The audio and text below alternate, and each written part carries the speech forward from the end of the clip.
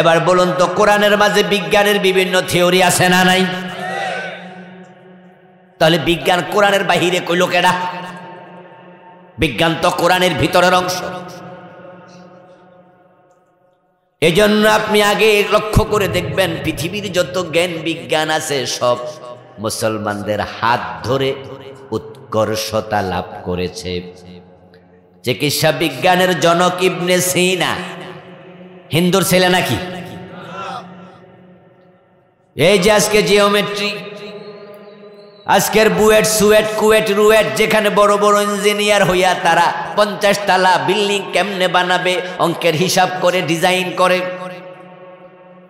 কোথায় রড কতটুকু লাগবে, কোন হিসাবে কেমনে কি হবে, যেগুলো হিসাব শিখে এগুলোর কারা সূত্র বের করলো খবর নিয়ে পিছনে যান, দেখবেন অঙ্ক বিদ্যার জনক আল বেরুনি, আল খাওয়ারিজমি, আল কিন্দি মুসলমানের সন্তান। জ্ঞান বিজ্ঞান আমাদের হাত ধরে উৎকর্ষ হয়েছে। এ কোরআনের মাঝে বিজ্ঞানের কত আলোচনা। আল্লাহ তাআলা সূরা ইয়াসিনের আলোচনা করতে গিয়ে শুরু করলে বললেন, ইয়াসিন ওয়াল কোরআনিল হাকিম। ইয়াসিন ইয়া সাইয়্যিদান নাস, ও নবী মুহাম্মদ মানুষের নেতা, ওয়াল কোরআনিল হাকিম, আমি বিজ্ঞানময় কোরআনের কসম করছি, ইন্নাকা লামিনাল মুরসালিন। তারপরে বলে আপনি একজন রাসূল। আল্লাহ বলে বিজ্ঞানময় কোরআন। কিন্তু আজকে বাংলাদেশে যারা বিজ্ঞান নিয়ে পড়ে তারা হয়ে যায় স্যার, আর আমরা যা কোরআন নিয়ে পড়ি আমরা হয়ে যাই হুজুর। লাইন হয়ে গেল কয়টা? কথা বলেন, কয়টা হয়ে গেল? অথচ কোরআনে বিজ্ঞান আছে না নাই? তাইলে কোরআন যে পড়বে সে স্যার হবে কেন?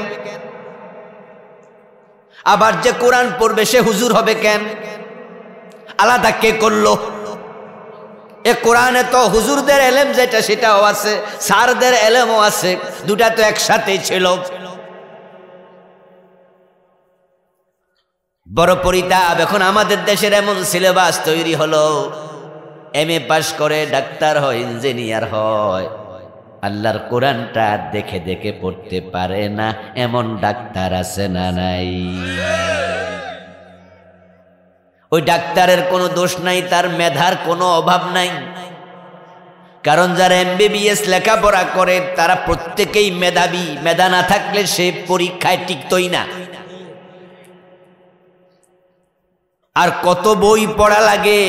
ব্যারিস্টার যারা হয়, ইউনিভার্সিটির বিভিন্ন কঠিন কঠিন সাবজেক্টের প্রফেসর যারা হয়, প্রত্যেকে মেধাবী। ওই মেধাবী লোকটা কেন আল্লাহর কোরআন পড়তে পারে না? কারণ শুধু একটা, তার সিলেবাসের মাঝে কোরআন নাই। আর আমরা যারা হুজুর হইলাম, আমাদের এমন সিলেবাস বানাইছে, আমরা দাওরা পাশ করে মাওলানা হই, কামেল পাশ করে হুজুর হই, আমরা বিজ্ঞানের কিচ্ছু জানি না, কারণ আমাদের সিলেবাসের মাঝে জ্ঞান বিজ্ঞান নাই। অথচ কোরআন তো দুইটার সমন্বয় ছিল, তারা আলাদা করে দিচ্ছে। আলহামদুলিল্লাহ, এখন কিছু মাদ্রাসা নতুন করে সিদ্ধান্ত নিয়েছে, যেমন আলিয়া মাদ্রাসাগুলোতে ইন্টারমিডিয়েট পর্যন্ত, আলেম পর্যন্ত বিজ্ঞান, ভূগোল, অঙ্ক আছে। আবার সাথে সাথে কোরআন এবং হাদিসও আছে। আলিম পর্যন্ত লেখাপড়া করে চাইলে আপনি মাদ্রাসা আলিম পর্যন্ত পড়ে ডাইরেক্ট ডাক্তার হওয়ার সুযোগ আছে, ইঞ্জিনিয়ার হওয়ার সুযোগ আছে, প্রফেসর হওয়ার সুযোগ আছে। ইসলামের মৌলিক এলেম আপনার হয়ে গেল, পরে আপনি এবার জ্ঞান বিজ্ঞান নিয়ে পড়েন। আজকে এখানে রহমানিয়া মাদ্রাসা ছাত্রদের প্রদর্শনী দেখে আমি মুগ্ধ হয়েছি। বিশেষ করে ইংরেজি যে বক্তৃতা, তারা তিনজনে মিলে যে ডায়ালগ করলো, কথোপকথন করলো, এক্সিলেন্ট প্রনাউন্সিয়েশন খুবই ওয়ান ক্লাস। এবং বাচ্চারা যে বলছে, তারা যে এই দেশের পাবলিক বাংলাদেশি লোক, এটা কিন্তু বোঝা যাচ্ছিল না, মনে হয় যেন সরাসরি ইংরেজরাই কথা বলছে। এত দারুণ করে বলছিল, কনফিডেন্টলি বলছিল। সন্তানদেরকে কোরআনমুখী করেন। আজকে আমার আলোচনার বিষয়বস্তুই হলো কোরআন। এর সাথে যত লাগবেন তত দাম বাড়াইয়া দেবে কে? আর যারা এর সাথে বিচ্ছিন্নতা তৈরি করবে তাদেরকে আল্লাহ তাআলা অপমান করবে। তারা সম্মানিত হবে না, দুনিয়াতেও হবে না, আখিরাতেও। কিতাবুন আনজালনাহু ইলাইকা, ও নবী আপনার কাছে কিতাব নাজিল করলাম। এতক্ষণ আমি সম্মানের কথা বললাম, দামের কথা বললাম, এখন এই দামি কিতাব, সম্মানিত কিতাব কেন নাজিল হলো? কারণ কি? এ কোরআনওয়ালাদেরকে কারণ জানতে হবে। এখন বাংলাদেশের মুসলমানেরা কোরআন পড়ে মাওলানা হয়ে যায়, আলেম হয়ে যায়, মুফতি হয়ে যায়, মুহাদ্দিস হয়ে যায়, কিন্তু তাদের মাঝেও অনেকে কোরআন নাজিলের উদ্দেশ্য কি সেটা জানে না, জানতে চায়ও না। কোরআন চুমু খায়া গিলাপ পরে রেখে দেয়, মাদ্রাসা গিয়ে পড়ায়, তারপরে দায়িত্ব শেষ। ও দোস্ত, জিন ধরলে জিন তাড়ানোর জন্য কোরআন পড়ে ফু দেয়, দায়িত্ব শেষ। কেউ তাবিজ লিখে গলায় ঝুলাইয়া দেয়, কোরআনকে তাবিজের কিতাব বানাইছে। রমাদান আসলে খতম তারাবি পড়বে, এজন্য দেখবেন রোজার মাসে হুজুর কোরআন কত বেশি পড়তেছে। হাফেজ সাহেব হাঁটতে হাঁটতেও পড়ে, বইয়া বইয়া পড়ে, খাড়ায় খাড়ায় পড়ে। মাগরিবের পরে দেখবেন পাবলিক ইফতার করে রেস্ট নেয়, আর হাফেজ সাহেব যারা তারাবি পড়ায় তাদেরকে দেখবেন মাগরিবের পরে নিজে নিজে খাড়ায়া খাড়ায়া কোরআনটাকে দাউর করছে। কত পড়া পড়ে। এখন কোরআন কেন আসলো? ওই হাফেজ অনেকে জানে না, জানতে চায়ও না। তাই দেশে হাজার হাজার হাফেজ পাওয়া যায় যারা কোরআন মাজিদের অর্থটাও জানে না। তারা কোরআনকে তারাবির নামাজে তেলাওয়াতের কিতাব বানাইছে, কেউ তাবিজের কিতাব বানালো, কেউ জিন তাড়ানোর ফুকের কিতাব বানালো, জার ফুকের কিতাব। আর বাপ মরে গেলে, মা মরে গেলে 10 জন হুজুর আইনা খতম পড়ায়। এমন রীতি নোয়াখালী অঞ্চলে বিভিন্ন জায়গায়, কুমিল্লা আছে, লক্ষ্মীপুরে আসেনি? কোরআন শরীফটাকে মরা মানুষের তেলাওয়াতের কিতাব বানায় ছাড়ছে। জীবিত মানুষ কোরআন পড়ে না, মরার পরে পড়ে, হুজুর আইনা পড়াচ্ছে। হুজুরদেরকে টাকা দিচ্ছে, হুজুররা দোয়া করে চলে গেল। মনে মনে ভাবছে আমি কোরআনের প্রতি সম্মান দিছি, আমি কোরআনওয়ালা মুসলিম। ও দোস্ত, চুমু খাওয়ার জন্য কোরআন আসে নাই, তেলাওয়াত করে তাকে রাখার জন্য কোরআন আল্লাহ পাঠায় নাই। জিনে ধরলে ফু দিয়া জিন তাড়ানোর জন্য কোরআন আসে নাই, তাবিজ লিখার জন্য আসে নাই। এগুলো কোরআনের ভিন্ন ভিন্ন ব্যবহার, কোনোটা বৈধ, কোনোটা অবৈধ। জার ফুক দেয়া জায়েজ, কিন্তু কোরআন তাবিজ বানায়া গলায় ঝুলানো অনেক আলেম বলেন এটা নাজায়েজ, কারণ এতে কোরআনের অপমান হয়। সূরা ইয়াসিন গলায় ঝুলাইছে, হাতের মাঝে লিখছে, যখন টয়লেটে যায় তখন কই থাকে? এই যে সূরা ফাতিহা আপনি লিখে দিলেন, ঝুলাইয়া দিলেন। অনেকে এত বড় তাবিজ দেয়, তাবিজের মাঝে সরাসরি আল্লাহু লেখা দেখা যায়। এরকম তাবিজ দেখছেন না আপনারা?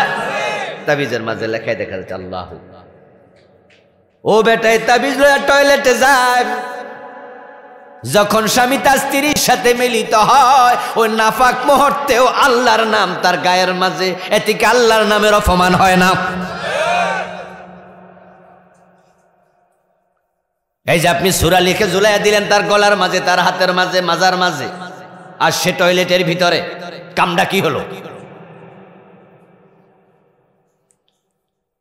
আমার দোস্ত, কোরআন এর জন্য আসে নাই। কোরআন কেন এসেছে? আল্লাহ বলেন লিতুখরিজান নাসা মিনাজ যুলুমাতি ইলান নূর। ও নবীজি মুহাম্মদ সাল্লাল্লাহু আলাইহি ওয়াসাল্লাম, আমি কোরআন নাজিল করেছি আপনি মানুষগুলোকে কোরআনের মাধ্যমে অন্ধকার থেকে আলোর পথ দেখাইয়া দেবেন। কোরআন এসেছে মানুষকে অন্ধকার থেকে আলোর পথ দেখাতে।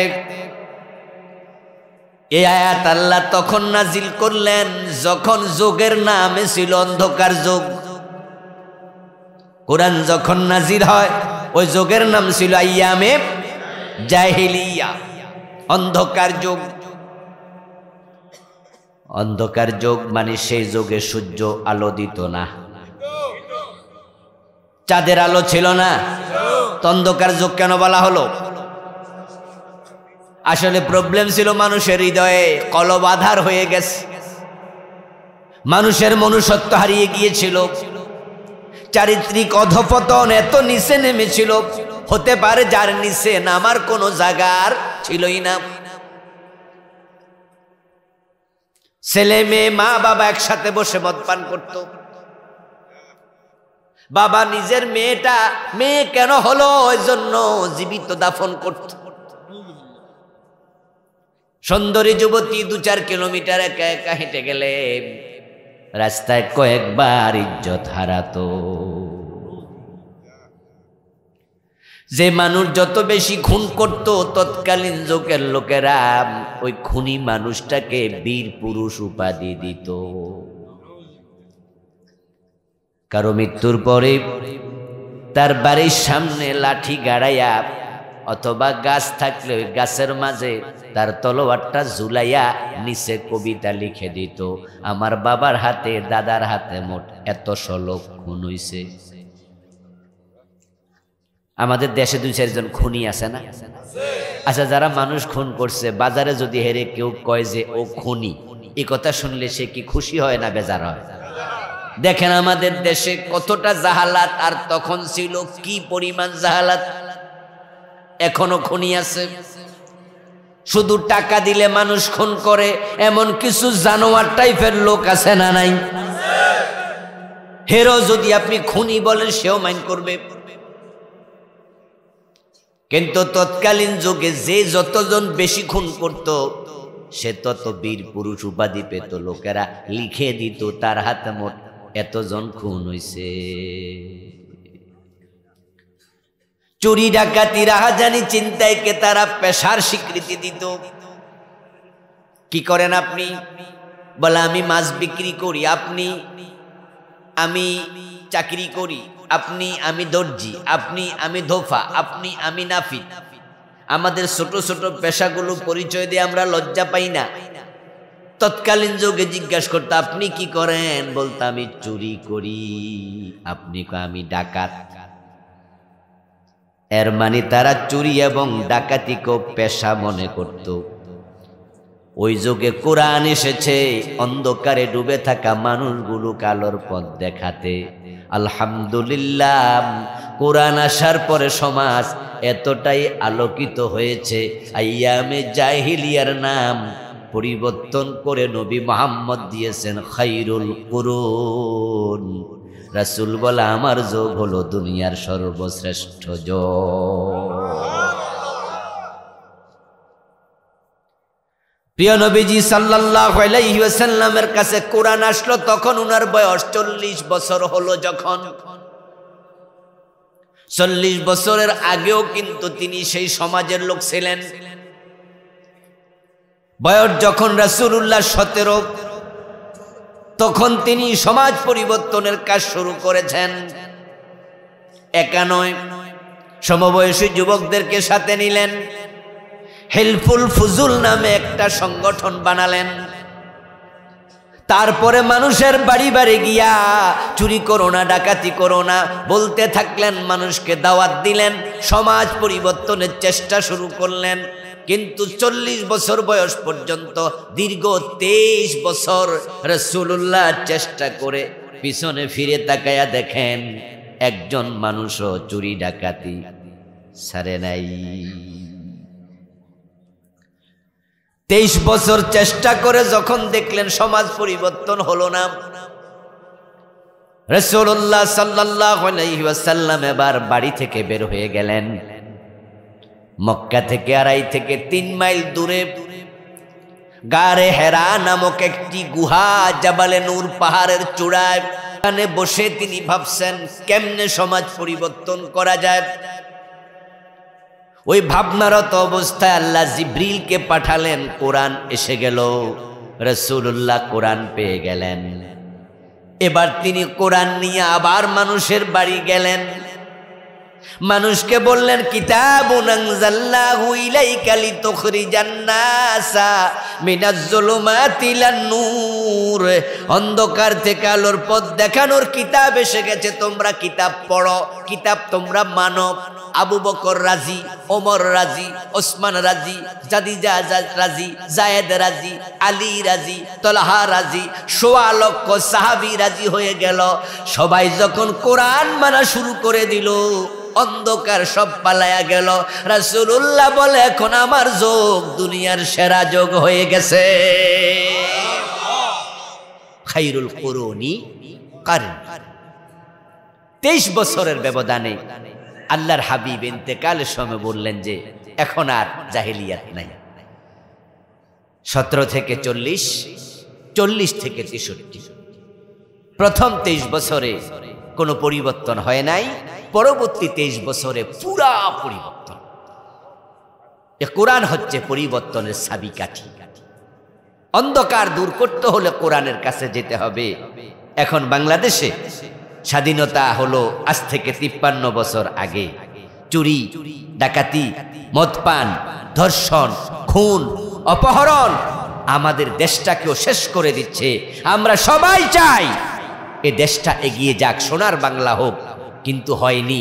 যদি কোরআনের কাছে আমরা যেতাম তাহলে এত বছর লাগতো না, এই দেশও কোরআনের মাধ্যমে সোনার বাংলা হয়ে যেত।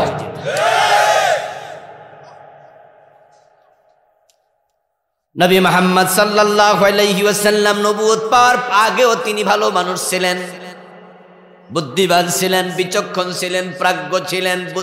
আল্লাহর হাবিবের বিচক্ষণতা, আমানতদারিতা দেখেই তো 25 বছর বয়সে খাদিজা নবী মুহাম্মদকে বিয়ের প্রস্তাব দিছে।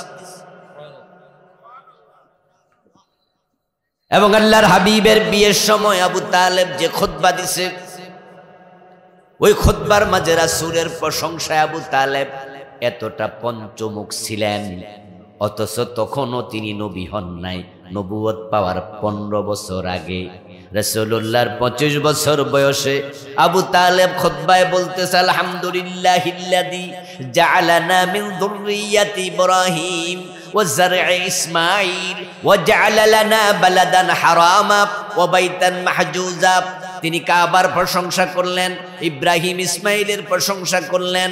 এবার আবু তালেব বলতেছেন, না মুহাম্মদ ইবনে আব্দুল্লাহ লা ইউজানু বিহি ফাতাম মিন কুরাইশ ইল্লা রুজ্জা বিহি বারাকাতাও ওয়া ফাদলাও ওয়া আদলা। শোনো, আজকে যে ছেলেটাকে বিয়ে দিচ্ছি খাদিজার সাথে, ওই বাতিজা মুহাম্মদ এমন এক যুবক, মক্কার যত যুবক আছে সবার চরিত্র যদি এক পাল্লায় রাখা হয়, মুহাম্মাদের পাল্লা ভারী হবে। লা ইউজানু ফাতাম মিন কুরাইশিন ইল্লা রুজ্জিহা বিহি বারাকাতান ওয়া ফাদলান ওয়া আদলা। তিনি নবী হন নাই, আরো 15 বছর পরে নবী হলেন। নবুয়তের 15 বছর আগে বলছে বিচক্ষণতা, বুদ্ধিমত্তা, প্রত্যুত পণ্যমতিটা, তার ইলম, তার আকল, তার বুঝ 1 ক্লাস আনফেরালাল। তাম কুরাইশ যুবক গুলাকে এক পাশে রাখলে ওর পাল্লা ভারী হবে। যেই লোক এত বুদ্ধিমান, এত বিচক্ষণ, এত মেধাবী, 23টা বছরে একজন মানুষকে ভালো করতে পারেন নাই। কোরআন যখন আসলো তখন 1.25 লাখ মানুষ ভালো হয়ে গেল। এতে বোঝা যায় বঙ্গবন্ধু পারে নাই, জিয়াউর রহমান পারে নাই, এরশাদও পারে নাই, বেগম খালেদা জিয়া পারে নাই, শেখ হাসিনা পারে নাই। এই দেশটাকে এগিয়ে নিতে, চুরি ডাকাতি বন্ধ করতে একটাই কারণ, তারা কোরআন দিয়ে দেশ চালায় নাই। আমরা জিয়াউর রহমানকে খারাপ মানুষ হিসাবে জানি না, বরং জিয়াউর রহমানের যারা শত্রু তারাও তার সততা নিয়ে কোনো প্রশ্ন তোলে না। আপনি দেখবেন যে গত 15-15.5 বছরে আওয়ামী লীগ দেশ চালাইছে, তারা কিন্তু ব্যক্তি জিয়ার বিরুদ্ধে কোনো কথা বলে নাই। তারা তারেক জিয়ার ব্যাপারে কথা বলেছে, খালেদা জিয়ার ব্যাপারে মামলা দিয়েছে, কিন্তু জিয়াকে নিয়ে সমালোচনা আওয়ামী লীগের লোকেরাও করে না। এদেশের লোকেরা জিয়াউর রহমানের সততার ব্যাপারে মোটামুটি বলা চলে সবাই একমত, যেমন আমরাও আজকের এই দিনে উনার ব্যাপারে বলছি। উনি অসৎ হলে কি উনার পক্ষে বলতাম? উনার সৎ মানুষ ছিল। কিন্তু জিয়াউর রহমান কি বাংলাদেশটাকে সুখের দেশ, শান্তির দেশ, সমৃদ্ধির দেশে উপনীত করে মরতে পারছে? পারে নাই। বঙ্গবন্ধুর নেতৃত্ব নিয়ে কোনো প্রশ্ন নেই। বাংলাদেশে যদি 4 জন 5 জন 10 জন জাতীয় নেতার নাম আমরা বলি, তার মাঝে বঙ্গবন্ধুর নামও আসবে। তিনি আন্তরিক ছিলেন, সোনার বাংলা বানাতে চেয়েছেন, কিন্তু তিনিও বাংলাদেশটাকে সোনার বাংলা বানাইয়া মরতে পারেন নাই। বরং আফসোস করে বলেছেন, মানুষ পায় স্বর্ণের খনি, উনি পাইছে। আমার বন্ধু, বাস্তবতা আপনাকে আমাকে বুঝতে হবে। উনি কষ্টে বলেছিলেন, আমার ডানে চোর, বামে চোর, সামনে চোর, পিছনে চোর। ও দোস্ত, এত চোর যে দেশে, ওই দেশটাকে তিনি কেমনে সমৃদ্ধশালী দেশ বানাবেন? যদি করতে হয়, ওই চোরগুলোর হাত কাটার আইন দরকার ছিল কিনা? কিন্তু যে বঙ্গবন্ধু বলেছেন যে আমি চোরের খনি পাইছি, আপনাদেরকে জিজ্ঞাসা করতে চাই, উনি কি চোর ধরে হাত কাটার আইন বানাইছে? চোর ধরে হাত কাটতে হবে এমন আইন আল্লাহর কোরআনে আছে না নাই? তো কোরআন ছাড়া যদি আব্দুল্লাহর ছেলে মোহাম্মদ, দুনিয়ার সেরা বিচক্ষণ মানুষ, 23 বছরে অন্যায় দূর করতে না পারে, চুরি বন্ধ করতে না পারে, কোরআন বাদ দিয়া বঙ্গবন্ধু জিয়াউর রহমান কেমনে পারবে? যদি আমরা চাই যে বাংলাদেশটা সুখী হোক, সমৃদ্ধশালী হোক, উন্নতির উচ্চ শিখরে যাক, তাহলে কোরআনের কাছে যাওয়া দরকার আছে না নাই? বাংলাদেশে কোরআন নাই, কোরআনওয়ালা মুসলমান নাই, কিন্তু কোরআনের আইন আছে। কোরআন কি শুধু তেলাওয়াতের জন্য আল্লাহ নাজিল করছে? আমরা এটাকে তেলাওয়াতের কিতাব বানাইছি। আমরা বানাইছি যে প্রতি অক্ষরে 10 নেকি পাওয়া যাবে।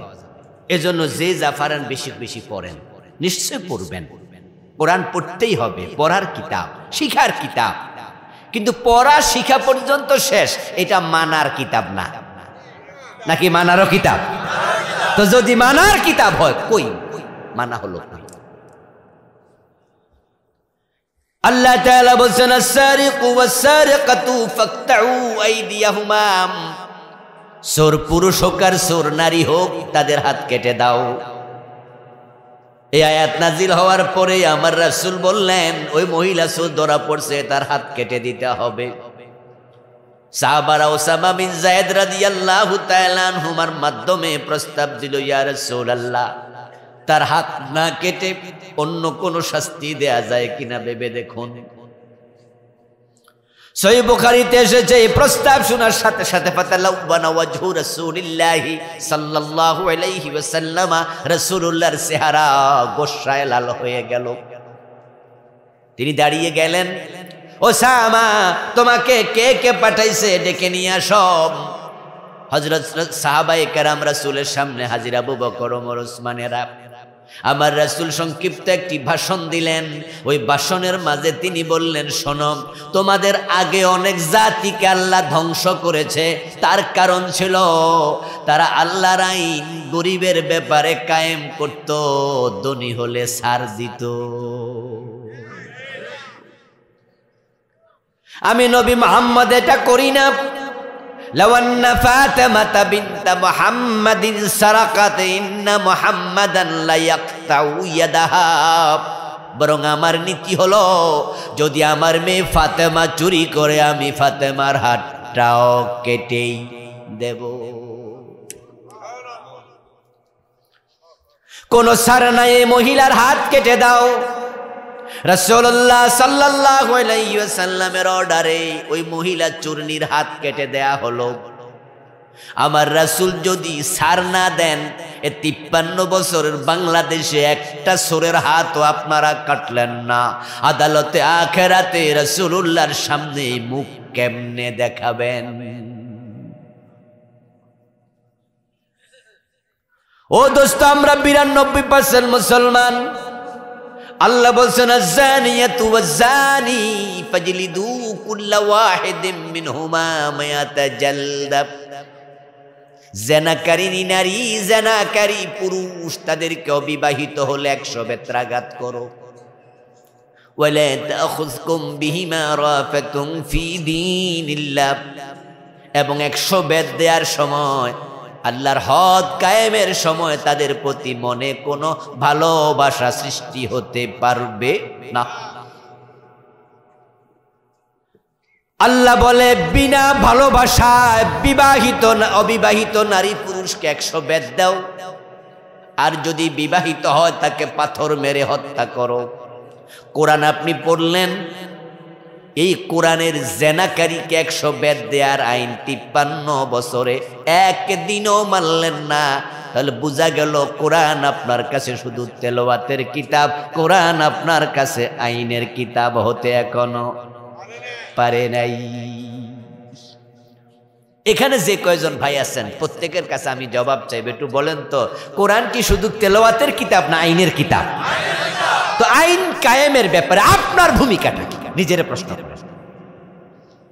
যে আপনি কি করেছেন।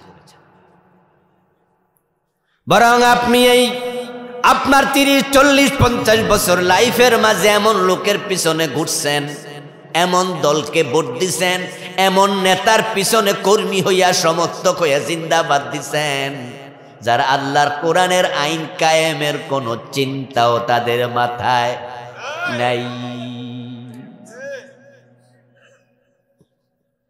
রাসূলুল্লাহ সাল্লাল্লাহু আলাইহি ওয়াসাল্লাম আইন বানায়া গেছে, যদি কেউ মদ পান করে তাকে 80 বেত দিতে হবে। আল্লাহর হাবিবের যুগে মদপানকারীদেরকে 80 বেত্রাঘাত করা হতো। হযরত ওমর যখন ক্ষমতায়, উনার ছেলে আবু শামা মদপান করেছে, হযরত ওমর বললেন যে তাকেও ছাড় দেয়া যাবে না, 80 বেত দিতে হবে। নিজের ছেলেকেও ছাড় দেন নাই, এটার নামই হলো ইসলাম। আমাদের দেশে 53 বছর গেল মদপানকারীকে 80 বেত একদিনও দেয়া হয় নাই। এতে বোঝা যায় আমরা নামাজ রোজা মানি, ইসলামের অনেক আইন অমান্য করি, অথচ আংশিক ইসলাম মানার কোনো অধিকার আমাদের নাই। যে মানবে তাকে পূর্ণ ইসলাম মানতে হবে। অর্ডার করেছেন কে?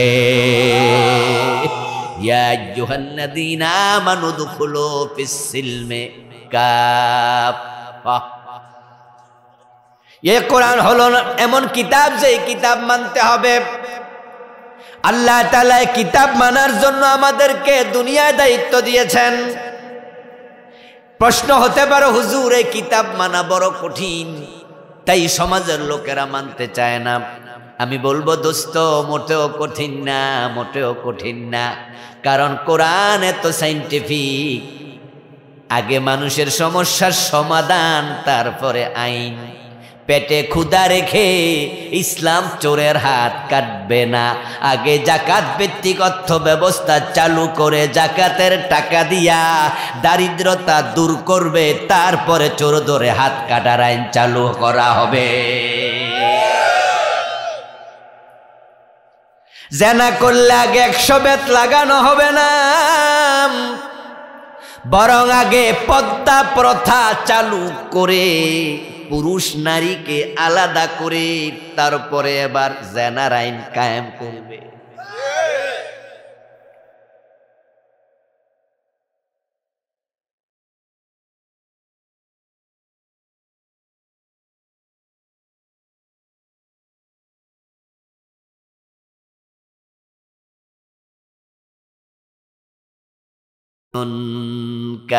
সূরা হজে আল্লাহ বলছে, কোন এলাকায় যদি আমি মুসলমানদেরকে রাষ্ট্র ক্ষমতা দেই তাহলে তারা 4টা কাজ করতে হবে। এটা আমি আল্লাহর দেয়া দায়িত্ব। 1 নাম্বার নামাজ কায়েম করবে, 2 নাম্বার যাকাত আদায় করবে, 3 নাম্বার সৎ কাজের আদেশ করবে, 4 নাম্বার অন্যায় প্রতিরোধ করবে। রাষ্ট্রকে বলতেছে। এখানে আপনি আসেন তো, যে মাসালা আমি বললাম, চোর ধরে হাত কাটো। ইসলামী রাষ্ট্রকে আল্লাহ জাকাতের আইন প্রণয়ন করতে বাধ্য করবে। তুখাযু মিন আগনিয়াইহিম ফাতুরাদ্দু ইলা ফুকারাইহিম ধনীদের থেকে যাকাত রাষ্ট্র নেবে, গরিবের কাছে রাষ্ট্র যাকাত পৌঁছায়া দেবে। এবার আপনারা বলুন তো, যদি রাষ্ট্র যাকাত দেয় দারিদ্রতা থাকবে না, রাষ্ট্র দায়িত্ব নিল। আর যেই বেটা গরিব না হওয়ার পরেও অভ্যাসগত কারণে চুরি করে, তার হাত কাটা দরকার আছে না নাই? ইসলাম মানা কঠিন কইল কেন? ইসলাম তো সায়েন্টিফিক ধর্ম, বিজ্ঞান ভিত্তিক ধর্ম। এই জন্য রাষ্ট্রকে আগে বলবে দারিদ্রতা বিমোচন করো। হযরত ওমরের যুগে আপনারা কি দেখেছেন ইসলামের ইতিহাসে? জাকাত বিভাগের কর্মচারী জাকাতের টাকা কাঁধে নিয়ে ঘুরত, জাকাত খাওয়ার মতো লোক আর নাই। আসলে কেমনে থাকবে? আপনাদের রামগঞ্জ থানায় সরকার যদি পরিকল্পিতভাবে জাকাত তুলে জাকাত দেয়, তাহলে কারা কারা জাকাত খাওয়ার মতো লোক আছে গরিব, তাদের তালিকা যদি সরকার করতে চায়, এই তালিকা করতে সরকারের 1 মাসও লাগবে না। এখানে যদি এই ভাইকে দায়িত্ব দেয় যে রামগঞ্জ থানায় কারা কারা গরিব আপনি তালিকা করেন, উনি 10 বছরও পারবে না, ভুল হয়ে যাবে, সব সম্ভব না ওনার পক্ষে। কিন্তু সরকারের তো গোয়েন্দা বিভাগ আছে, সংস্থা আছে, মেম্বার আছে, চেয়ারম্যান আছে, সরকারের থানার লোক আছে, সরকার চাইলে তো 1 মাসও লাগবে না, ঠিক না? তালিকা হয়ে গেল যে এই রামগঞ্জ থানাতে 2000 লোক আছে যারা দরিদ্র সীমার নিচে বসবাস করে। এবার সরকার ধনীদের থেকে জাকাত তুলল, ওই 2000 লোক থেকে 500 জনকে সরকার সিদ্ধান্ত নিল আগামী রমজানে জাকাতের টাকা তাদের কাছে ঈদের পর দিন বিতরণ করবে। ওই 500 জনকে ডাকলো, তালিকা করলো, তাদের মাঝে ভ্যান গাড়ি চালাইতে পারে 50 জনে, 50টা ভ্যান গাড়ি কিনে দিল।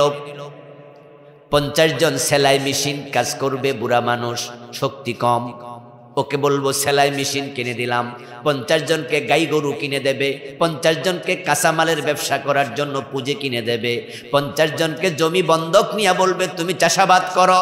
এইভাবে যদি 500 জনকে সরকার চায় তাদেরকে পুনর্বাসিত করবে এবং বলে দেয় এই টাকা কিন্তু খরচ করা যাবে না, এটাকে বাড়াইতে হবে, আমরা মনিটরিংয়ে রাখবো। দেখবেন যে 400 জন এমন হবে, 100 জন যদি বাদও দেন, এই 400 জন 1 বছর ওই টাকা মনিটরিং করলে তারা 1 বছর পরে নিজেরাই যাকাত দেওয়ার উপযুক্ত হবে।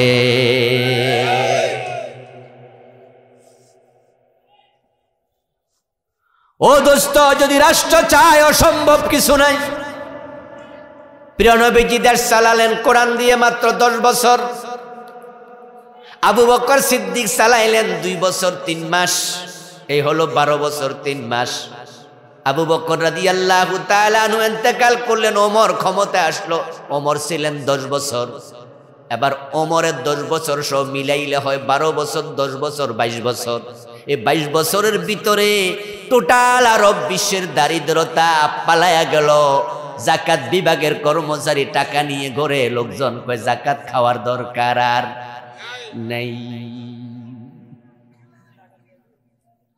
ও দোস্ত, আমাদের দেশের দিকে তাকান, আমাদের দেশে জাকাত নামক ইবাদত এখন আর ফরজ নাই। এটা হয়ে গেছে আমাদের ইচ্ছা, এটা নফল, মন চাইলে দিলাম, মন চাইলে না। রাষ্ট্র এই বিষয়ে সামান্য উদ্যোগ নেয়নি, অথচ এটা রাষ্ট্রের জন্য ফরজ। আর আপনি এমন লোকদেরকে 53 বছর ধরে নেতা মানলেন, ভোট দিলেন, ক্ষমতায় দিলেন, যারা ফরজ ইবাদত জাকাতের ব্যাপারে দারুণ খামখেয়ালি করেছে। ফরজ মানে নাই আপনার নেতা, আপনার ভোটে নেতা হইছে, তাই নেতা যদি আসামি হয় কর্মীও আসামি হওয়া লাগবে।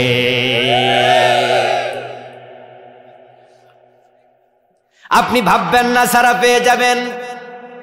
কোরআন মাজিদ আল্লাহ বলছে ইয়াউমা নাদউ কুল্লা উনাসিম বিইমামিহিম।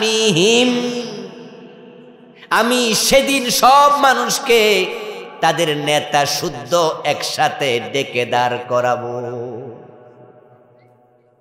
ইয়াউমা নাদউ কুল্লা উনাসিন বিইমামিহিম। ইমাম মানে কি? কথা বলেন, ইমাম মানে কি? হ্যাঁ, আল্লাহ বলে আমি নেতা শুদ্ধতার কথা। সেদিন আল্লাহ নেতাকে ধরবে, কর্মীকে ধরবে একসাথে। এই মিয়া, তুমি এমন নেতাকে কেন ভোট দিছ? তার পিছনে কেন চলেছ? তখন তারা বলবে রব্বানা ইন্না আতানা সাদাতানা ওয়া কুবারানা ফাআদাল্লুনাস সাবিলা। আল্লাহ আমাদেরকে ছেড়ে দেন, নেতারে ধরেন।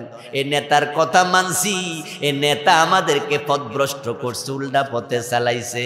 এই নেতাদেরকে ভোট দিছি, নেতারা চাইলে কিন্তু যাকাত সিস্টেম চালু করতে পারত। সুযোগ আছে না নাই? সুযোগ আছে না? এনবিআর বানাইয়া যদি ট্যাক্স আদায় করতে পারেন এবং ট্যাক্স যারা দেয় না ওদেরকে ধরার জন্য দুদক আছে না নাই? তো টাকা তোলার জন্য দুদক বানাইতে পারেন, তো যাকাত একটা কেন ফেললেন? করেন নাই, সুযোগ ছিল। এই মিয়া, তুমি এমন নেতার পিছে কেন চলছ? তখন তারা বলবে আল্লাহ দোষ তো নেতার, আমার তো দোষ নাই। আমি তো শুধু 5 বছর পর একবার ভোট দিছি, আর গত 15 বছরে কইব আল্লাহ ভোটও লাগে নাই নাকি? আচ্ছা, ভোট লাগে নাই বুঝলাম, কিন্তু তার সাপোর্টার ছিল, তাদের সাপোর্টার কিছু ছিল কিনা? তো সাপোর্ট কেন করছ? ওরা বলবে আল্লাহ নেতাদেরকে ধরো, রব্বানা আতিহিম দিফাইন মিনাল আযাব। আল্লাহ তাদেরকে আপনি দ্বিগুণ আযাব দেন। কর্মীরা নেতাদের ব্যাপারে বলবে আল্লাহ তাদেরকে আযাব দেবেন দ্বিগুণ। দ্বিগুণ কেন? একটা হলো হেডটা আর একটা হইলো আমার। কর্মীরা বলবে রব্বানা আতানা সাদাতানা ওয়া কুবারানা ফাদাল্লুনা সাবিলা। তারা আমাদের ফথারা করছে, এরপরে আল্লাহ হেরে দ্বিগুণ দিয়ে। হেডটা তো দিবে নেই, আল্লাহ আমারটা হেরে দিয়ে। আর মনে মনে ভাবতেছে যে এই কথা কইলে মনে আল্লাহ আমারে। আচ্ছা, আল্লাহ কি এত সোজা? মানে আপনি যেটা করবেন এটাই বুঝা লেব।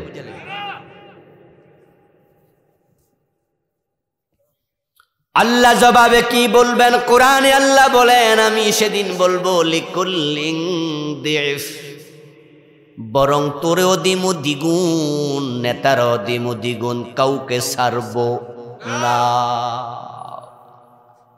আখেরাতে আল্লাহর পাকড়াও থেকে ছাড়া পেতে চাইলে এ জাতীয় দুনিয়াদার নেতাদের পিছু ছাড়া দরকার আছে না নাই? এজন্য তো আমরা জাতীয় 2 নাম্বার নেতার পিছনে ঘুরি না। ছাত্র জীবনও ঘুরি নাই, আজ পর্যন্ত ঘুরি নাই। আমরা বলি তোদের মতো নেতা আমার নেতা হওয়ার যোগ্য না।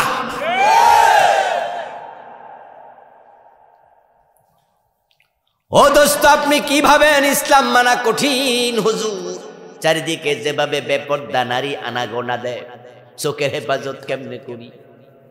হুজুর, ঢাকা শহরে দেখা যায় কত মেয়ে আছে যারা প্রতিটা পল্লীতে থাকে।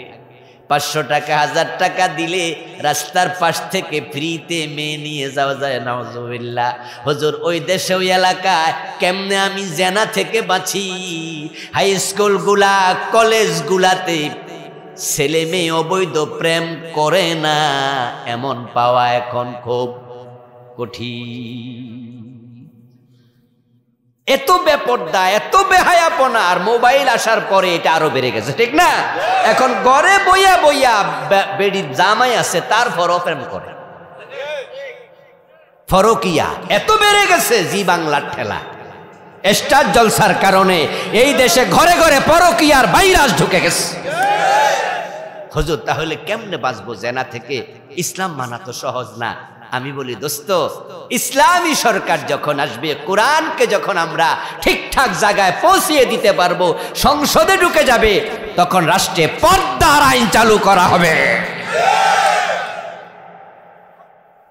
আমরা হুজুররা যদি 40 বছরও চিৎকার দিয়া দিয়া ওয়াজ করি, জি বাংলা বন্ধ করতে পারবো না, কিন্তু আমাদের সরকার চাইলে বন্ধ করতে 1 দিন লাগে, শুধু একটা অর্ডার যথেষ্ট, ঠিক কিনা? আচ্ছা, আমাদের যে এই মন্ত্রী ছিল ফলক, নাম আছে, মনে আসেনি নাম? আচ্ছা, ফলকে গন্ডগোলের সময় কি ইন্টারনেট বন্ধ করে দেয় নাই?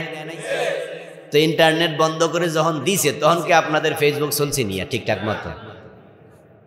তাহলে বোঝা গেল সরকারের হাতে বন্ধ করা যন্ত্র আছে। আচ্ছা, আমরা হুজুররা চিৎকার দিলে ইন্টারনেট বন্ধ হইব, কিন্তু ফলক মিয়া বন্ধ করে আবার অস্বীকার করে, কয় যে না নিজে নিজে হইছে, পরে আবার কয় যে না আমি করছি। মানে এক এক দিন এক এক থাকে, ফলকে ফলকে চেঞ্জ। কিন্তু আমি যা বুঝাতে চাইলাম সেটা হচ্ছে সরকারের হাতে বন্ধ করার সুযোগ আছে না নাই? আমাদেরকে ইসলামের জায়গায় ইসলামী সরকারে আমাদেরকে পাঠাও, আলেম ওলামাদেরকে পাঠাও, কোরআনকে সংসদে পাঠাও, একদিনে জি বাংলা বন্ধ হয়ে যাবে, স্টার জলসা বন্ধ হয়ে যাবে, পর্নোগ্রাফির সকল সাইট একটা অর্ডারে বন্ধ হয়ে যাবে। যে কয়টা পর্নোগ্রাফির সাইট আছে যা দেখে দেখে যুবকরা ইজ্জত চরিত্র নষ্ট করে ফেলতেছে, এগুলো বন্ধ করতে একটা অর্ডার যথেষ্ট, একটা অর্ডার, আর কিচ্ছু না। আরে বন্ধু, সরকার নিজে চাইলে নিজেরা নিজের লোক দিয়া বন্ধ করে দিতে পারে। আকাশকে তারা উন্মুক্ত করে দিয়েছে। ইন্ডিয়ার চ্যানেল বাংলাদেশে আছে কয়েক ডজন, কিন্তু বাংলাদেশি একটা চ্যানেলও ইন্ডিয়ার মাঝে নাই। এমন সরকার আমরা 53 বছর পেয়েছি, প্রত্যেকটা সরকার ইন্ডিয়ার সেবা দাস হিসাবে কাজ করছে। আমি আশ্চর্য হই যে ভালোবাসার ইদ্যতা সম্মান হবে সমান অধিকারের ভিত্তিতে, ঠিক না? আপনি আমাকে বলবেন ভাই, আমিও বলবো ভাই, এটা তো নিয়ম। আপনি বলবেন আসসালামু আলাইকুম, আমি বলবো ওয়ালাইকুম আসসালাম। আপনি আমারে ঘুষি দেবেন আর আমি কম আসসালামু আলাইকুম, এটা কি হইল না? এটা সিস্টেম না। তো তাদের যে আপনি কয়েক ডজন চ্যানেল বাংলাদেশে ঢুকাইলেন, আপনারগুলা যায় না কেন? ওরা সব বোঝে, আমরা বুঝতে ব্যর্থ হয়েছি। বরং কলকাতার দাদারাম তাদের দিল্লিতে কলকাতায় বসে উলুধ্বনি দেয়, তাদের পূজা অর্চনাতে উলুধ্বনি দেয়, আর বাংলাদেশে হাজী সাহেবের ঘরে জি বাংলায় উলুধ্বনি বাজে, মুসলমানের ঘরগুলো মন্দির হয়ে যাচ্ছে। ওরা বড় চালাক, ওদের দেশে আমাদের আজান তারা ঢুকতে দেবে না। বাংলাদেশে বিটিভি, আমাদের এনটিভি, আমাদের চ্যানেল আই যেগুলো আছে, যতই খারাপ হোক 5 ওয়াক্তে আজান তো আছে নাকি? রমাদানে কোরআনের আলোচনা আছে না নাই? রমাদান মাস তো টেলিভিশন চ্যানেল খুললে মনে হয় যে হে এর মতো মোত্তাকি আর কেউ নাই। রমাদানে 71 চ্যানেলও দেই হুজুর ডাক দিয়া নাই। বাবা রে বাবা, ভূতের মুখে রাম নাম। 71 চ্যানেলও হুজুর ডাইকা তাফসীর মাহফিল করতেছে।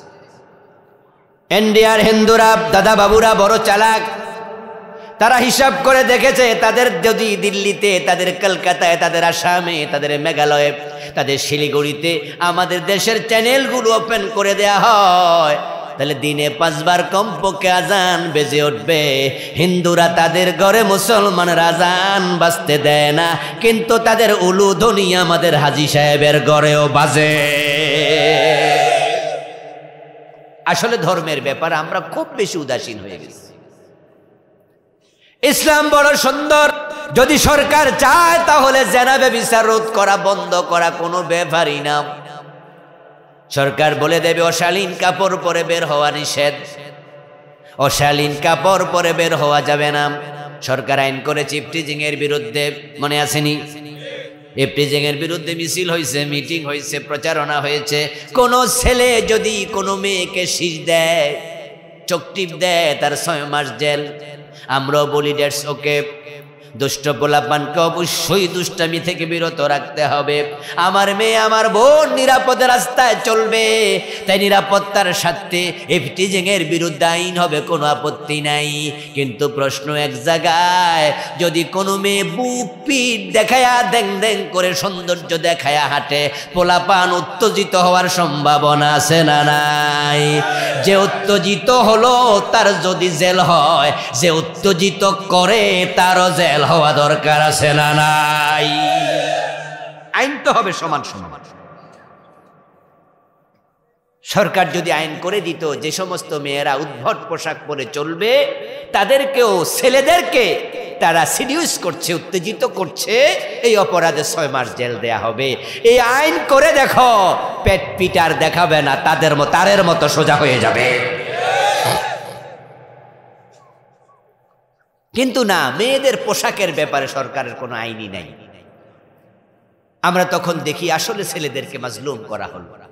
আপনি যদি মাছ ভেজে বিড়ালের সামনে প্লেটে রাইখা বিড়াল রে কোন বিড়াল মাছ খাইলে 6 মাস জেল, আচ্ছা আপনার আইন কি বিড়াল আদৌ মানবে? তো বিড়ালকে মাছ খাওয়ার জন্য উত্তেজিত করছেন কে? আপনি করছেন। আপনি তার সামনে ভাজি মাছ রাখলেন। আপনার তো উচিত ছিল ভাজি মাছটা ঢাকনা দিয়ে রাখা, ঠিকই না?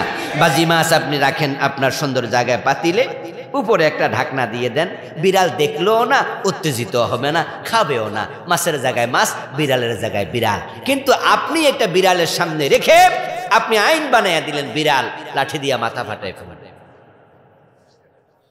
আচ্ছা আপনার হাতের লাঠি দেখে বিড়ালটা কি একবারে বাংলাদেশ থেকে ইন্ডিয়া চলে যাবে?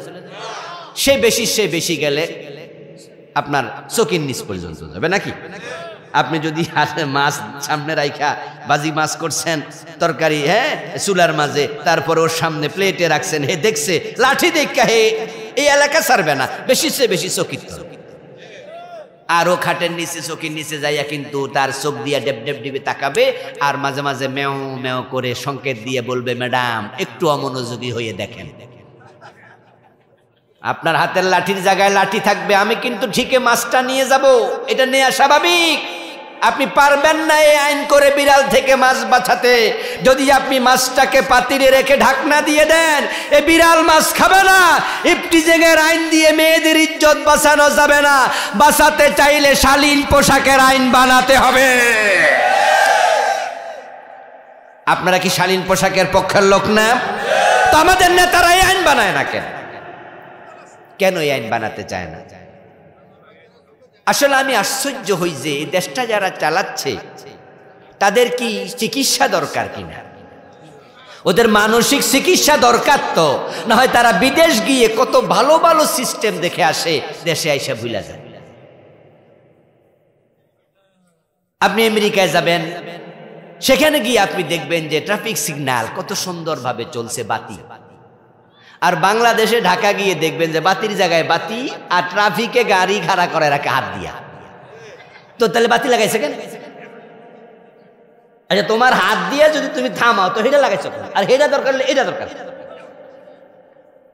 আজীব, আমি দেখে আশ্চর্য হই যে সিস্টেমটা কেন বোঝে না। আমার প্রিয় ভাইয়েরা, আপনি দেখেন যে এই দেশে একজন নেতা 300 জন এমপির মাঝে পাবেন না যে চুরির পক্ষে একদিন বক্তৃতা দিছে। সবাই বলে যে আমরা চুরি বিরোধী, ডাকাতি বিরোধী, আমরা দুর্নীতি বিরোধী। এখন আপনি দেখতে পাচ্ছেন যে আমাদের তারেক জিয়া, উনার যে বক্তৃতা, প্রতিটা বক্তৃতায় উনি বলছে চাঁদাবাজি করা যাবে না, বলছে না? প্রতিটা কথা, চাঁদাবাজি করবেন না, কেউ দলের বদনাম করবেন না। কথা শুনে কিন্তু আমাদের ভালো লাগে যে আমাদের নেতারা চুরি বিরোধী, চাঁদাবাজি বিরোধী, ডাকাতি বিরোধী। তা আমার প্রশ্ন হলো, যদি আপনারা চুরি বিরোধী হন, তাহলে চোর ধরে হাত কাটার আইন চালু করতে সমস্যা কই? এটা কেন করে না? আমার দোস্ত, ওরা দেখবেন যে মাই খাতে নিয়ে আমাদের নেতারা বলে সরকার মাদকের ব্যাপারে 0 টলারেন্স, মাদকের ব্যাপারে ছাড় নাই। আমার প্রশ্ন, যদি আপনি মাদক বিরোধী হন, 80 বেতের আইন তাহলে চালু কেন করেন না? আসলে তাদের মুখে একটা, অন্তরে সেটা নাই, অন্তরে আর একটা।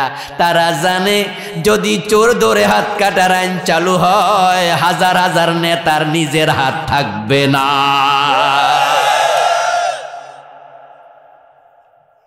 থাকবে কেমনে? নেতৃত্ব বলছে ওর বাড়ির ফিয়ন কয় কোটি টাকার মালিক। তো এই টাকা কি চাকরি করে কামাইছে? তো ফিয়নও যদি 400 কোটি টাকার মালিক হয়, তো নেত্রী কত টাকার মালিক? তো এখন হাত কাটার আইন কি সাধে করবো ওরা? এজন্য আমরা যারা মাজলুম আছি, সৎ আছি, আমরা আল্লাহর আইনের ব্যাপারে মাথা তুলে কথা বলতে হবে। দরকার আছে কিনা? হ্যাঁ, আপনাকে আল্লাহর আইনের কাছে আসেন। আরে ভাই, সত্যি এ বাংলাদেশ সোনার বাংলা হতে বেশি দিন লাগবে না। আর তো উপলব্ধি করুন, আমি তো দেখেছি পৃথিবীর অনেকগুলো দেশ আল্লাহ আমাকে সফর করার সুযোগ দিয়েছে, ইউরোপ আমেরিকার অনেক দেশ। আমি এমন দেশ দেখেছি যেখানে 5 মাস 4 মাস থাকে বরফে ঢাকা। আপনি অবাক হবেন যে আমেরিকা আজকের পৃথিবীর 1 ক্লাস রাষ্ট্র, ঠিক না? অর্থনৈতিকভাবে হোক, পাওয়ারের দিক থেকে হোক, ওরা 1 নাম্বার তালিকা। সে আমেরিকার অঙ্গরাজ্য আছে মোট 50টা। এই 50টার মাঝে প্রায় 35 থেকে 40টা 3 থেকে 4 মাস বরফে ঢাকা। 2021-এ আমি গেলাম 10 দিনের একটি সফরে। এই গত অগস্টে আমি গিয়েছি, 22 দিন ছিলাম, বিভিন্ন প্রোগ্রামে যাই আলহামদুলিল্লাহ। 2021-এ গেলাম শীতকালে, যাইয়া দেখি এত শীত নভেম্বরে যে আমার 2-3 দিনের মাথায় সর্দি লেগে গেল। তা আমি নাকের শ্লেষা টান দিলে দেখি রক্ত বের হয়। তো বাংলাদেশি এক ভাইকে আমি বললাম যে ভাই এত শীত সহ্য করেন কেমনে? হে আমার কে হুজুর, শীত তো এখনো আসে নাই। কয়েছে শীত তো আসবে ডিসেম্বরের মাঝামাঝি, তখন দেখবেন শীত কারে কয়। আমি কই আল্লাহ যেন আমারে না দেখায়। বলল যে 2 থেকে 2.5 ফিট উঁচু হবে বরফ, গড় থেকে বের হওয়া কঠিন। এই যে গাছ দেখছেন হুজুর, একটাই পাতা থাকবে না। 3 থেকে 4 মাস যদি বরফ থাকে, ফল হয় না, ফসল হয় না, গাছপালায় পাতা পর্যন্ত থাকে না।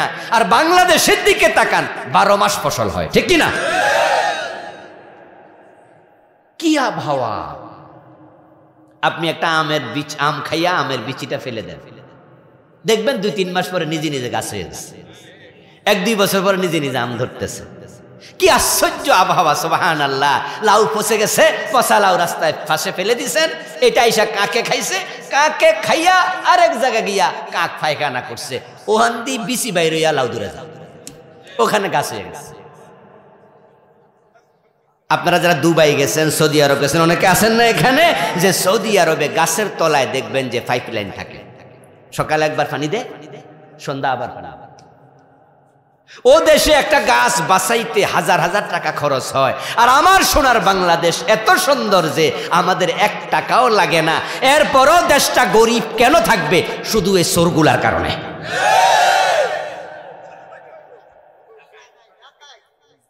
তারা দেশের টাকা চুরি করে কানাডায় বেগমপাড়া বানাইছে, ঠিক কিনা?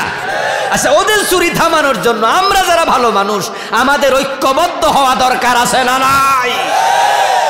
কোরআনটাকে ফলো করুন, এটাকে আইনের বই বানাবেন না। দুনিয়ায় আপনি কষ্ট পাবেন, অশান্তিতে থাকবেন, আর আখিরাতে জাহান্নাম। আল্লাহ তাআলা বলছেন, ওয়ামান লাম ইয়াহকুম বিমা আনজালাল্লাহু ফাউলাইকা হুমুল কাফিরুন। যারা আমি আল্লাহর নাজিল করা কিতাব কোরআন দিয়া ফয়সালা করবে না, বিচার করবে না, দেশ চালাবে না, সমাজ চালাবে না, আল্লাহ বলে তারা সবগুলো কাফের হয়ে যাবে। ঈমান নিয়ে মরতে চাইলে কোরআনের কাছে যাওয়া দরকার আছে না নাই? কোরআন পড়া শুরু করে দেন। দুর্ভাগ্য এই জাতি, আজকের মাহফিলও এমন অনেক আছে যারা আল্লাহর কোরআনটা দেখে দেখে পড়তে পারেন না। এখানেও আছে 30 বছর 40 বছর বয়স, দাড়ি পেকে গেছে 70 বছর বয়স, সূরা ফাতিহা জিজ্ঞাসা করেন, দেখবেন যে বিশুদ্ধ তেলাওয়াত অনেকে লাহানি জানেন। ও দোস্ত, অথচ আল্লাহর কোরআনের মতো সহজ কোন কিতাব এই দুনিয়াতে আর একটাও নাই। আপনি অবাক হবেন, এখানে সবাই প্রায় শিক্ষিত মানুষ, চেহারা দেখে বোঝা যাচ্ছে। আপনাকে যদি আমি বলি গরুর রচনা লেখেন, পারবেন না? নিজে গরুর রচনা লিখলেন, গরুর 4টা পা আছে, 2টা শিং আছে, 2টা চোখ আছে, গরুর অবয়ব নিয়ে একটা রচনা লিখলেন 2 পৃষ্ঠা। আমি যদি এবার আপনার হাত থেকে কাগজটা এনে বলি যে হুবহু মুখস্থ বলেন, তো হুবহু হবে না, আগেরটা পরে হবে, পরেরটা আগে হবে, ঠিক না? দেখবেন যে কিছু বাদ গেছে, কিছু নতুন ঢুকছে, আপনি হুবহু পড়তে পারবেন না মুখস্থ। কিন্তু কোরআন এমন এক কিতাব, 30 পারা হুবহু বলা যায়, একটা হরফ হেরফের হয় না, হেরফের হলে পিছন থেকে আরেক হাফেজ লোকমা দিয়ে দেয়। মাত্র 5 বছর বয়সে 30 পারা মুখস্থ করছে, এমন হাফেজ আছে না নাই? 30 পারা মুখস্থ করছে মাত্র 20 দিনে, 22 দিনে, 25 দিনে। আপনাদের এলাকার কাজী ইব্রাহিম সাহেব নাকি করছে 28 দিনে। আপনাদের বশিকপুরের সন্তান নাকি কাজী ইব্রাহিম সাহেব? উনি বলছে যে উনি 28 দিনে 30 পারার হাফেজ হয়েছে। এমন হাফেজ আমি নিজেও দেখেছি 23 দিনে 25 দিনে হাফেজ হয়েছে। একটা চোখ নাই, দুটা অন্ধ কোরআনের হাফেজ যেমন বাংলাদেশে আছে না নাই?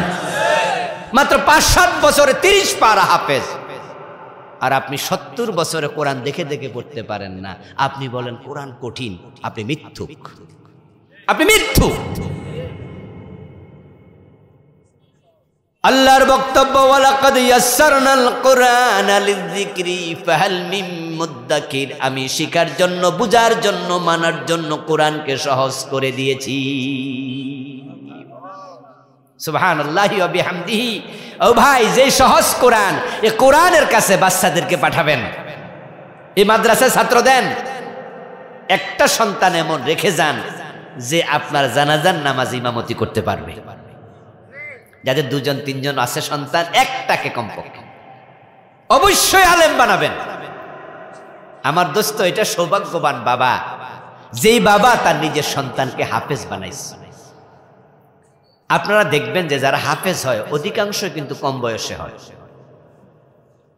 হাফেজ হওয়ার জন্য ছোট বয়সে দেয়া লাগে। আলহামদুলিল্লাহ, আমারও 2 ছেলে হাফেজ, তৃতীয়টা হেফজ পড়ছে, বড়টাও কিছু পড়ছে। 4টাকে আমি হাফেজ বানাইতে চাইছিলাম, অলরেডি 2 জন হয়ে গেছে, 3য় জন লাইনে আছে। আপনি দেখেন যে আমার বাচ্চাগুলো ছোট ছোট, হেফজ শেষ করছে বয়স একটা 7 বছর, 7.5 বছর, এরকম 8 বছর বয়সে শেষ হয়ে যায়। হাদিসে পাওয়া যায় যে সমস্ত বাচ্চা নাবালেগ থাকে তাদের আমল নামা খোলা হয় না। قال النبي صلى الله عليه وسلم رفع القلم عن 3। 3 ব্যক্তি থেকে কলম তুলে রাখা হয়। আসসাবি হাত্তা ইয়াহতালিমা, তার মাঝে একটা হলো নাবালেগ শিশু, বালেগ হওয়া পর্যন্ত আমল নামা খোলা হয় না। এখন আপনার নাবালেগ শিশু হেফজখানায় পড়ে, ভোরবেলায় কোরআন পড়ে, দিনের বেলায় কোরআন পড়ে, সন্ধ্যাবেলায় কোরআন পড়ে, রাতের 3টা 3:30 বাজে খোঁজ নিয়ে দেখবেন হেফজখানায় দুনিয়ার মানুষ ঘুমায়, হাফেজরা তখনও কোরআন পড়ে। এখন আপনার ছেলে যে সকাল থেকে 1 পৃষ্ঠা মুখস্থ করছে, 2 পৃষ্ঠা মুখস্থ করছে, সে তো কোরআন পড়ছে 8 ঘন্টা, 10 ঘন্টা, 12, 24 ঘন্টার মাঝে। ওই বেটা 10 ঘন্টা যে কোরআন পড়লো, প্রতি অক্ষরে 10 নেকি, 1 অক্ষর পড়ছে 100 বার। এখন সে তো নাবালেগ, তার আমলনামা তো বন্ধ, তারটা তো খোলা হয় নাই। এই নেকগুলো কই যায়? আল্লাহ তো কারো নেক বাতিল করে না। নবীজি মুহাম্মদ বলেছেন, দাল্লু আলাল খাইরি কাফাইলিহি। যেই মা, যেই বাবা তার হেফজখানায় পাঠাইছে, বাচ্চা পড়ে, সওয়াব মা বাবার আমল নামায় আল্লাহ যোগ করে দেয়। কি সৌভাগ্যবান বাবা, কি সৌভাগ্যবতী মা যে তার ছেলেকে হেফজখানায় পাঠাইছে, আর ঘরে বৈশা বৈশা অনর্গল তেলাওয়াতের সওয়াব আল্লাহ তার আমল নামায় পাঠাচ্ছে। আর আপনারা যারা কিন্ডারগার্টেনে দৌড়াচ্ছেন, ইংরেজি অঙ্কের জন্য পাগল হয়ে গেছেন, কান খুলে শুনুন। দ্বীনি ইলম ব্যতীত, কোরআনের জ্ঞান ব্যতীত সন্তানকে জেনারেল শিক্ষায় শিক্ষিত করবেন না, করলে রেজাল্টটা ভালো হবে না। ইংরেজ পণ্ডিত স্ট্যানলে হাল বলেছেন, if you teach your children 3 years and you live 4th year, you will be get 5th year. That is rascality. তুমি 3টা আর তোমার সন্তানকে শিখালে, রিডিং, রাইটিং অ্যান্ড অ্যারিথমেটিক, লেখা শিখালে, পড়া শিখালে, বিজ্ঞান, ভূগোল, অঙ্ক শিখালে 3 আর, কিন্তু you leave 4th R, that is religion. তুমি তাকে ইসলাম শিখাও নাই, কোরআন হাদিস শিখাও নাই, ধর্মীয় জ্ঞান শিখাও নাই। অপেক্ষা করো, তুমি 5ম আর ফিরে পাবে। তোমার সন্তান যত বড় শিক্ষিত হবে, কোরআন হাদিস না শিখলে তত বড় বদমাশ হবে।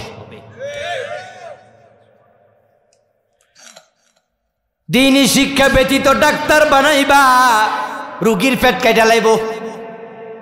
এই যে আমাদের দেশে যে কোনো প্রেগনেন্ট মহিলা হাসপাতাল যায়, যদি 100 জন হাসপাতালে যায় 90 জন সিজার।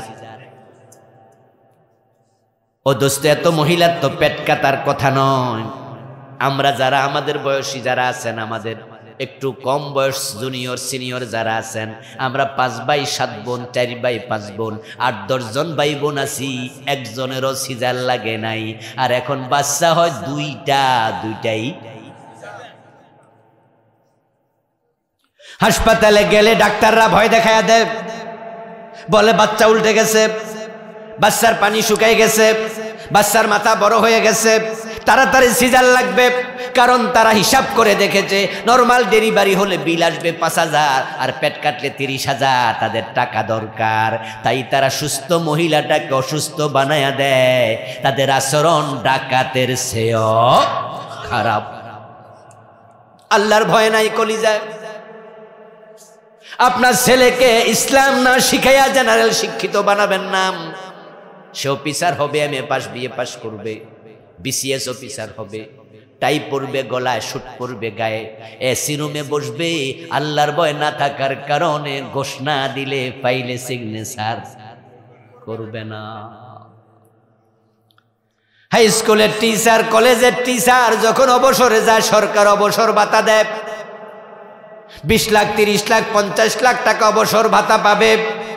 ওই শিক্ষক যা অফিসারের কাছে, স্যার আমার অবসর ভাতার ফাইল আপনার টেবিলে, আপনি একটু সিগনেচার করে দেন। তখন অফিসার বলে, আপনি 30 লাখ পাইবেন, আমার লাভটা কি, আমারে কি দেবেন? ওই টিচার তখন চোখের পানি ছেড়ে দিয়ে বলে, স্যার আজকে 6 মাস বেতন নাই, চাকরি তো ছাড়ছি 6 মাস হয়ে গেছে, এই 6 মাস তো সংসার চলে না, আমি অসুস্থ, ওষুধ কেনার টাকা নাই, আমি চেয়েছি যে আপনার চাষি অসুস্থ, তাকে একটু হাসপাতালে ডাক্তার দেখাবো, টাকা নাই, তা আপনি আবার উল্টা টাকা চান, আমি কোত্থেকে দেব? তখন বলে, তাহলে পরে আইসেন, পরে দেখবো। ও বেটার চোখের পানি তার কাছে এক আনাও দাম নাই। এটা মানুষ না অমানুষ, কারণ তার কলবের মাঝে আল্লাহর ভয় নাই।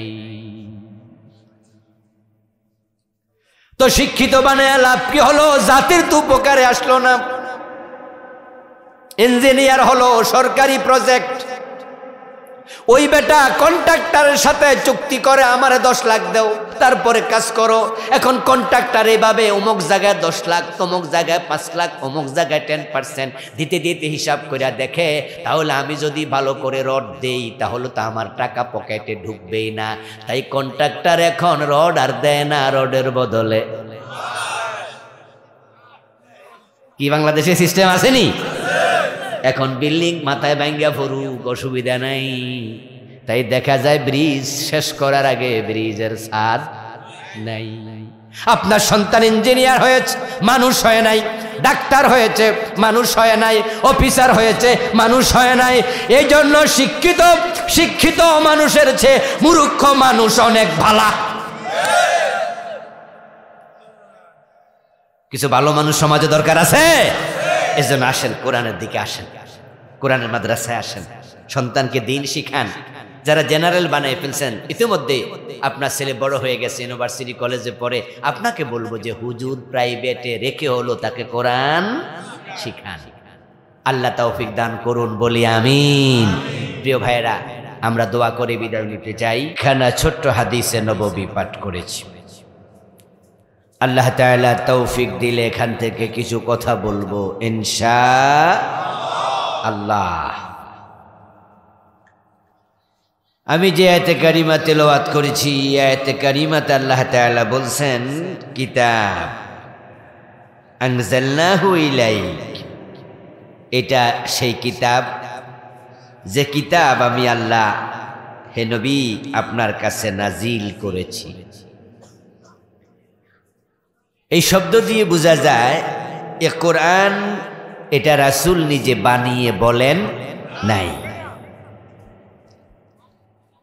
পৃথিবীর কোনো মানুষ পবিত্র কোরআনের মতো একটি শব্দ বানানোর ক্ষমতাও মানুষের নাই।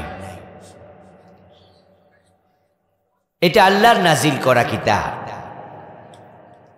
যেহেতু এটি আল্লাহর কিতাব, এটা আল্লাহর কালামও বটে।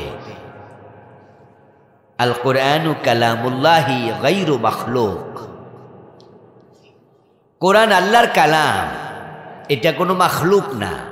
আল্লাহ যেমন কাদিম ও বিনশ্বর, কোরআন ও বিনশ্বর।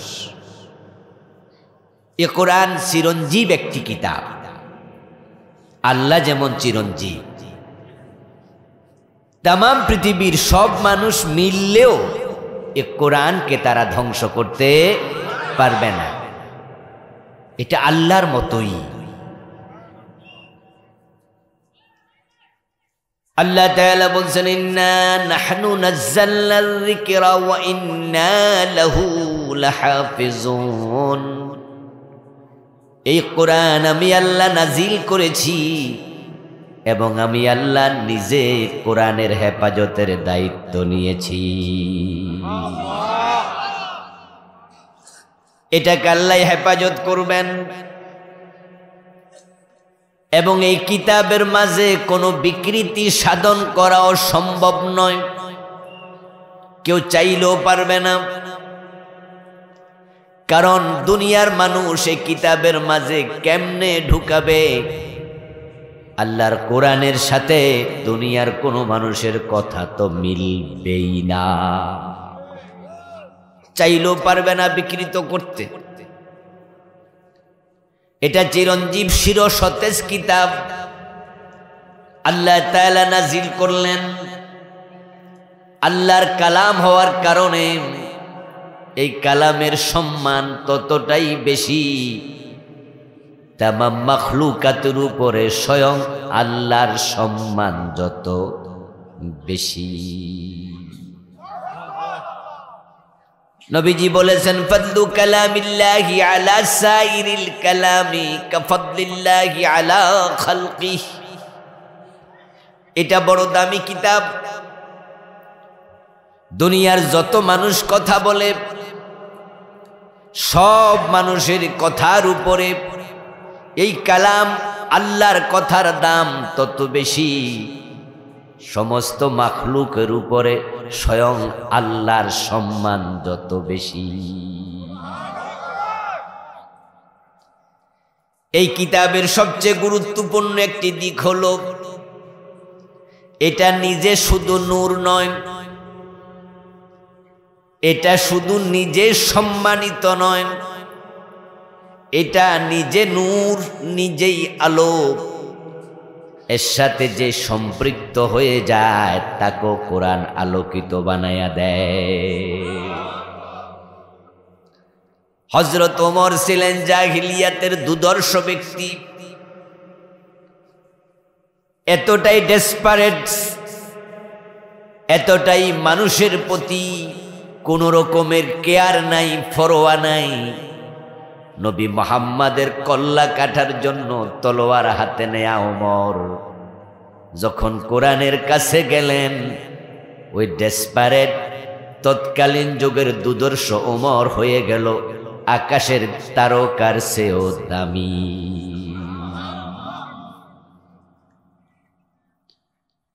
এই কিতাব এমন এক কিতাব, এর সাথে যে লাগে তার দাম বেড়ে যায়। এটা শুধু নিজে দামি না, যে লাগে তার দাম বাড়ায়া দেয়। মনে হয় যেন এটা ফরস পাথর।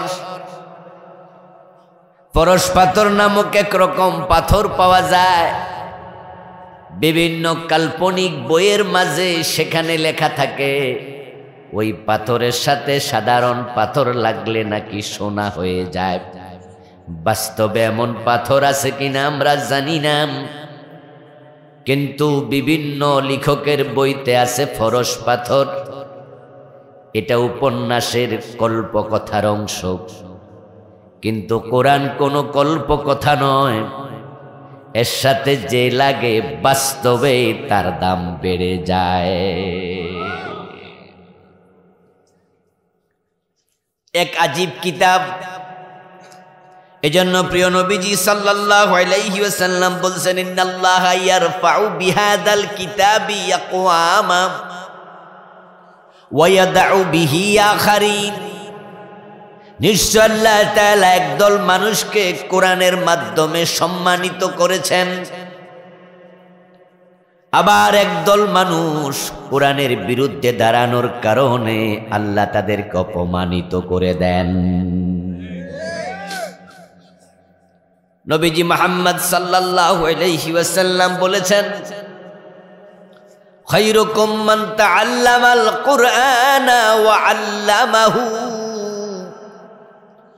এই কোরআন যে ব্যক্তি শিখে এবং যে কোরআন অন্যকে শিখায়, সে হলো তোমাদের সমাজের মাঝে সবচেয়ে সেরা মানুষ, সবচেয়ে দামি মানুষ। রাসূলুল্লাহ সম্মানের সার্টিফিকেট দিলেন। রাসূল সার্টিফিকেট দিলেন, খায়রুকুম বললেন তোমাদের মাঝে সবচেয়ে সম্মানী দামি সে যে কোরআন শিখে। কেমন দামি? ইন্নাল মালাইকাতা লা তাদউ ওয়াজনিহাতাহা রাদান লিতালিবিল ইলম। এই কোরআন শিখার জন্য যে ঘর থেকে বের হয়, আল্লাহর ফেরেশতারা তার পায়ের নিচে নিজের পাখা বিছায়া দেয়। কেমন দামি আল্লাহ বানায়। হতে পারে গরিবের ছেলে সেরা স্যান্ডেল পায়ে দিয়া মক্তবে যাচ্ছে, সেরা লুঙ্গি পরনে।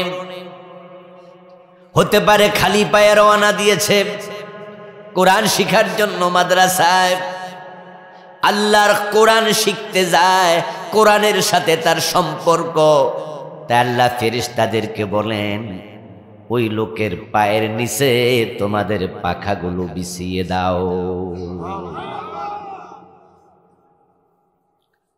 এই কোরআন যে শিখবে, যে কোরআনের কাছে আসবে, নবীজি সাল্লাল্লাহু আলাইহি ওয়াসাল্লাম বলেন, মান খারাজা লিতালাবিল ইলম কানা কাফফারাতান লিমা মাদাম। যে আল্লাহর কোরআন শিখার জন্য বের হয়, ঘর থেকে বের হওয়ার সাথে সাথে আল্লাহ কোরআনের ওসিলায় তার আমলনামার সগীরা গুনাহগুলো মাফ করে দেন। কানা কাফফারাতান লিমা মাদাম। অতীতে যে গুনাহ সে করেছে, কোরআন শিখতে বের হওয়াটা অতীতের গুনার জন্য কাফফারা হয়ে যায়।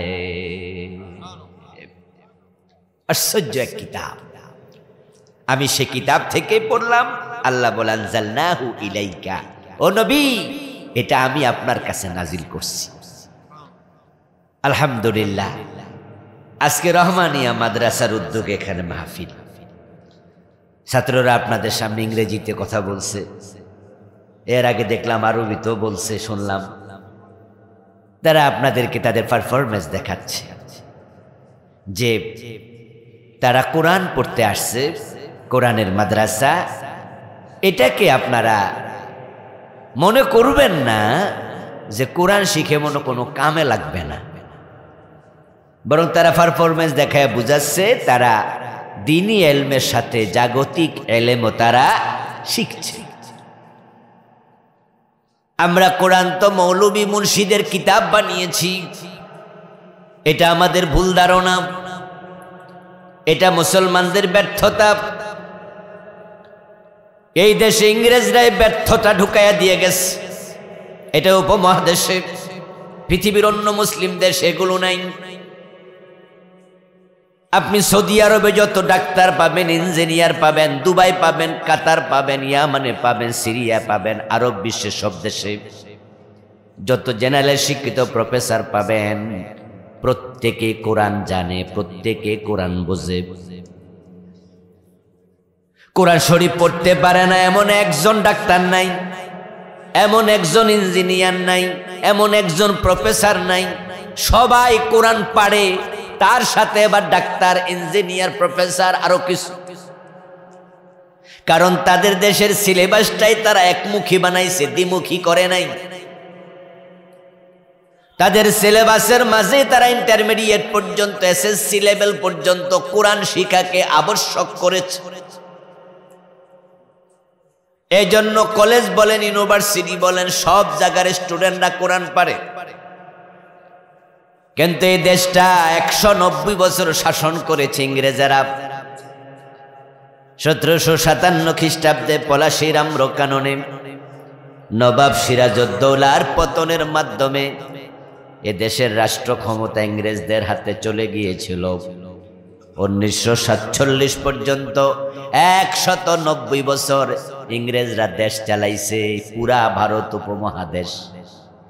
তখন তারা শিক্ষা ব্যবস্থাকে 2 ভাগে ভাগ করে দিছে। তারা ইসলাম থেকে তারা জেনারেল বিষয়গুলোকে আলাদা করে ফেলছে। আপনাদেরকে আমি জিজ্ঞাসা করতে চাই, এই কোরআনের মাঝে মহাকাশ নিয়ে আলোচনা আছে না নাই? তাইলে মহাকাশ বিদ্যা কি কোরআনের বাহিরের কিছু?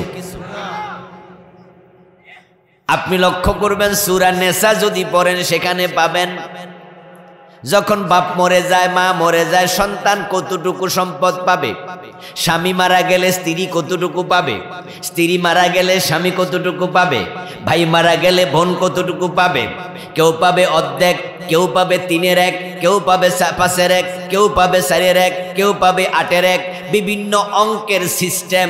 একবারে নাম ধরে ধরে 3/1, সুলুসান, সুলুসাইন, নেস, এ জাতীয় অঙ্কের শব্দ আল্লাহর কোরআনের সূরা নেসার মাঝে আছে। এতে বোঝানো হয় অঙ্কবিদ্যাও আল্লাহর কোরআনের অংশ।